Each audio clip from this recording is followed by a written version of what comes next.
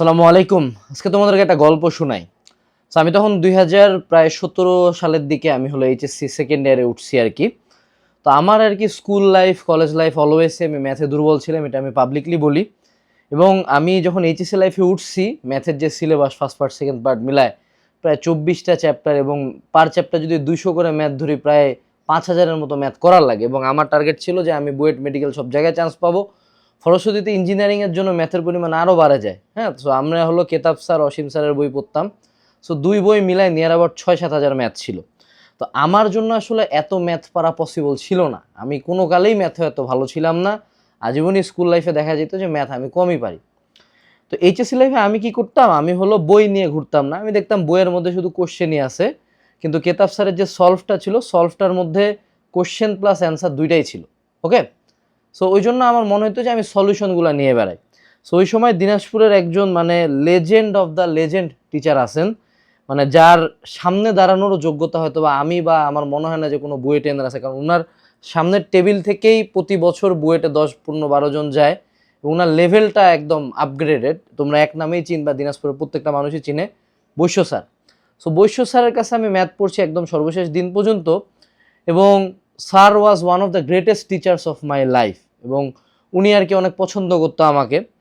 তো ওই সময় স্যার আর কি খুব নিরুৎসাহিত করতো আমাকে, এটা বলে যে এই সলিউশন নিয়ে কেন ঘুরো, সলিউশন নিয়ে ঘুরো কেন, এইভাবে ঘুরলে তো চান্স পাবা না।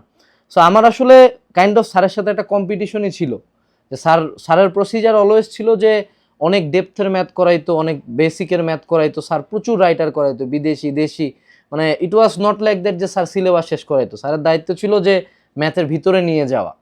তো তারপরে আমার টেন্ডেন্সি ছিল যে স্যারের কাছে আমি ম্যাথ করলেও আমি দেখি আমি আমার প্রসেসে চান্স পাই কিনা। এবং শেষ পর্যন্ত আলহামদুলিল্লাহ আমি বুয়েটে চান্স পাইছি। কিন্তু তারপরেও স্যারের সামনে আসলে যাওয়ার এখন পর্যন্ত আমার সাহস হয় নাই, হয়তো বা কোনো একদিন হবে, আল্লাহ স্যারকে ভালো রাখুক।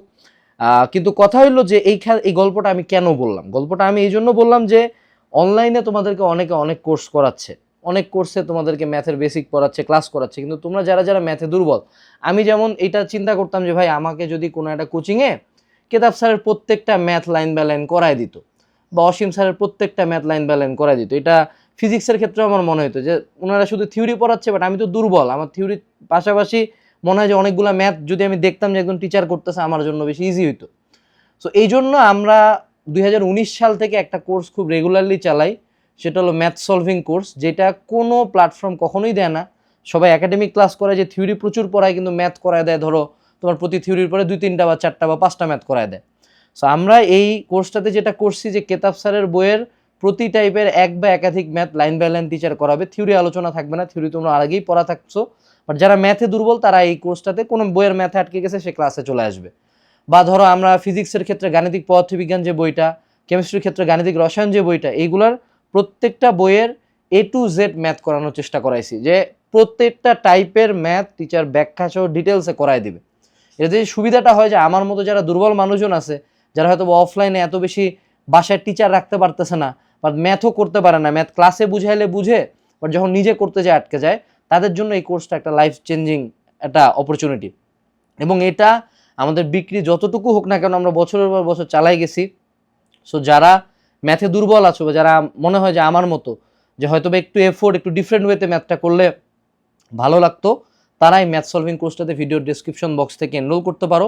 আমি তোমাকে শিওরিটি দিয়ে বলতেছি যে there is no free source of this, ফ্রিতে কেউ পুরা বই করায় নাই, হয়তো বা হাতে গোনা কয়েকটা চ্যাপ্টার অ্যাভেলেবল আছে, বাট একটা সোর্সের মধ্যে ফিজিক্স, কেমিস্ট্রি, ম্যাথের সবগুলা ম্যাথের সলিউশন তুমি পাবা না। সেকেন্ডলি, যারা পেইডেও খুঁজতেছো, পেইডেও কোনো জায়গায় এই সার্ভিসটা নেই, একমাত্র আমাদের হালকেনস্টাইন এজ কোর্সের এই কোর্সটা বাদে। সো আজকে এনরোল করতে পারো। এবং মনে রাখবা যে স্যারেরা অলওয়েজ যে তোমার খারাপ চায় বলে এমন না, বৈশ্য স্যারের ইন্টেনশন কখনো আমার খারাপ চাওয়া ছিল না। আর উনি হয়তো বা ওনার প্রসেসটা বলছে, প্রত্যেকের প্রসেসই রাইট, বাট তুমি তোমার প্রসেস দিয়ে যদি চান্স পাইতে পারো, তুমি যদি তোমার প্রসেসে ভালো করতে পারো, you follow your own path. আসসালামু আলাইকুম, ডিসক্রিপশন চেক দিও, টাটা।